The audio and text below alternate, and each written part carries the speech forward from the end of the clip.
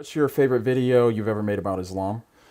I don't know. I have a couple, but there's the sort of pattern. My favorite videos I make about Islam are where I'm bringing up some information that I know is not going to be familiar to the vast majority of my viewers, Okay.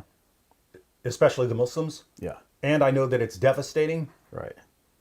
and I'm presenting it in a way that is pretty cool, right? Yeah, So yeah. that would be something like Muhammad, the white prophet with black slaves. Right, right, I know yeah. the vast majority of people have never heard any of this before. Right. I know people are going to be shocked with this. Yeah.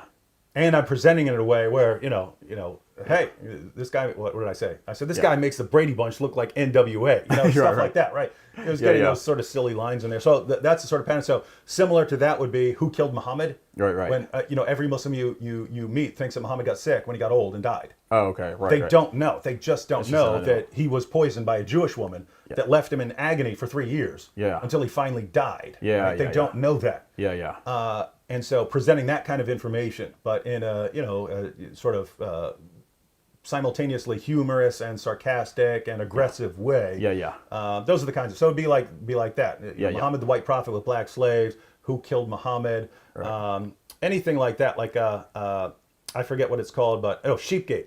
The Sheepgate conspiracy. yeah. It wasn't as popular as some of the other, but the Sheepgate conspiracy, where Muhammad's wives, clearly, according to the Muslim sources, conspired to get rid of passages of the Quran that they didn't like and blame it on a sheep that ate them. So things like that, where it's information I know that Muslims don't have. Their leaders have concealed it from them. Yeah. And I get to be the one who brings it to them. Right, right. And I bring it to them in a way that they can't help but watch it. That's good. And we didn't have time to really cover this, and I know you've talked about it elsewhere, but I guess if you could kind of give a brief idea of why is it you take the approach you do? Because I know, because we've talked about this and all too, but for others that aren't aware of why you take the approach you do instead of, being like super nice. Yeah. Well, and it depends on the situation, right? Right.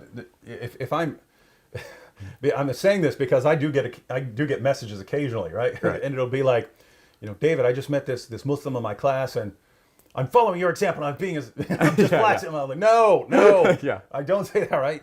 If you're talking to a Muslim one-on-one, you want to keep a discussion going. That is one. Right. If you're on YouTube, Right. and you're trying to do certain things, because I'm not just trying to reach Muslims with information, right? I'm not just trying to do that. There are other issues involved, like there are Muslims who say they'll kill you for doing certain things. I believe you have to do those things. Yeah. And it's not just for the good of you and other people and civilization, for the good of the Muslims as well. Yep. Right? I mean, think about it. You Muslims who are watching, when people kill over cartoons, that doesn't just make them look bad. That makes Islam look bad. Right. Now, Islam should look bad for that because that's part of Islam. That's part of Islam. But nevertheless, it would be better for you, for your community, if those people stopped killing over cartoons, right? Yeah. Because that keeps people from being hostile towards you, right? In other words, people get more afraid of you as a Muslim because this other Muslim that you don't agree with and you don't even like went and killed someone over a cartoon, right? Yeah. So how do you stop someone from killing over cartoons? The only way you stop someone from killing over cartoons is make so many cartoons that they realize, hey, we can't kill everyone over this, right? And guess what? Then the killing over cartoons stops.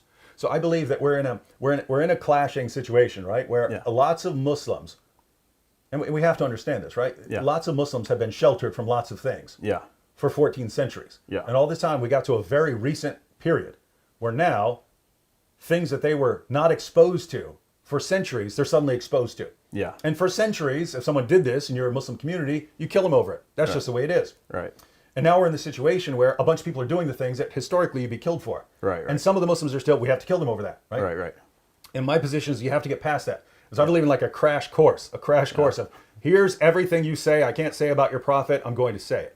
Right. And I'm not, I don't just, say mean things about Muhammad or curse Muhammad. I believe in just giving Muslims stuff from their sources that has been concealed from them. Right. And I don't, I haven't drawn Muhammad. I eventually will after a cartoon. A cartoon killing or something like that. I'll do that. Right. But it's not, hey, I just want to be mean here. Yeah. It's, I believe someone has to do this. Yeah. And it might as well be me. Yeah. It might as well be me because I understand all these other people don't want to do it. They don't want to get killed. I don't want to get killed either, but I'm not scared of it. So if anyone's going to do it, it's got to be people like me. Yeah. And notice the goal there is not, I'm making fun of your prophet. Right. It's, you need to get past this. Your community has to get past this. Lots of people in your community have gotten past this. Some haven't. Yeah. But once they get past that, notice that's better for your entire community. It's better for the entire world. Yeah. So for the advancement of humanity and the advancement of Muslim and non-Muslim relations, we have to get past certain things. And you don't get past that by avoiding the things that they say they'll kill you over, right? Yeah, because even peaceful Muslims will say, Yeah. "Oh, you shouldn't draw cartoons because then you're going to upset these guys." Right.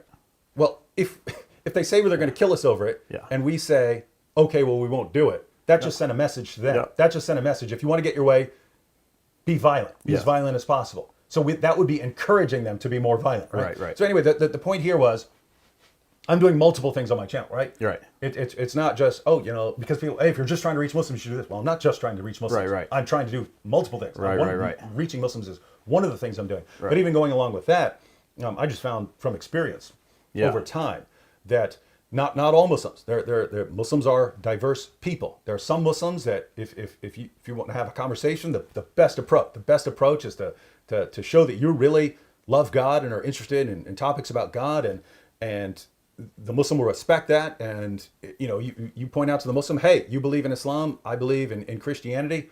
There are three possibilities: either you're right and I'm wrong, or I'm right and you're wrong, or we're both wrong, right? And if one of us is right, then we may be in this situation from the Almighty Himself. Yeah. And if we're in this situation from the Almighty Himself, we should take this seriously, and we should study our sources and get to the bottom of this, right? Yeah. That's how I would approach it if I'm with a one-on-one Muslim, right? Yeah.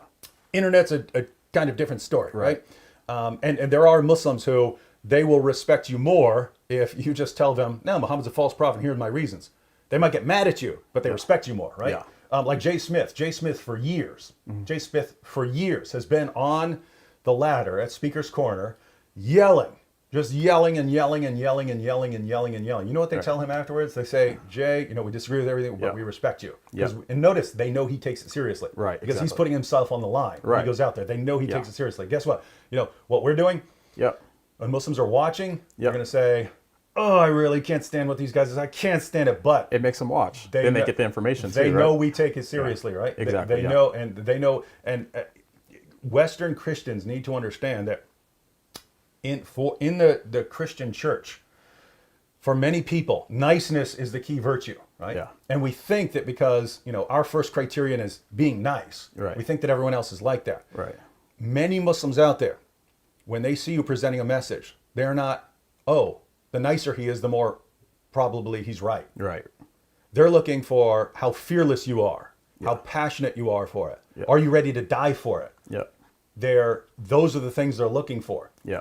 And once they see that, then they're saying, oh, he must know something. There's something that gives him this confidence. What is it? Yeah. What is it? Yeah. And so, like it or not, the other thing that it does, when they see me just blasting away at Muhammad and doing all the things that they say they'll kill me for. Right. They're sitting there watching it going, this guy must really believe what he's saying here, because he knows people are sending him messages telling him they're going to chop his head off for it and kill his family. They're sending those messages. And he's still saying it anyway, which means he's ready to die for it. And they're more inclined to listen to that than they are. And again, not every Muslim. Don't run out and say, hey, Muslim, I'm ready. I'm going to jump off this building to show you how ready I am to die. I'm not talking about that situation. I'm talking about there are Muslims for whom this approach opens them up more. Right. And yes, there are Muslims who are otherwise, who will just, would prefer a calm presentation of your beliefs and a calm discussion and so on. But guess what? There are already lots of Christians who can do that. Yeah. There are lots of Christians who can do that. Yeah. So.